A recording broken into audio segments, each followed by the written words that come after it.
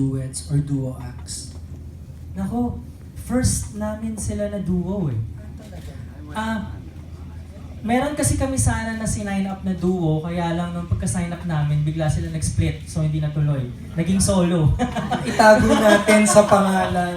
Kung maaalala nyo, we signed up MYMP, and then pagka-sign up namin sa kanila, nag-split sila, so si Juris nag-solo, so hindi natuloy yung project. So finally, we have our own duo, which is Mix and Maya. So, ayun.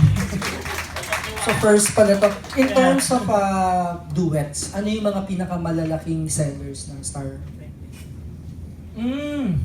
On top of my mind, naalala ko syempre yung huling-huling ginawa ni na Piolo and Sarah for the breakup playlist.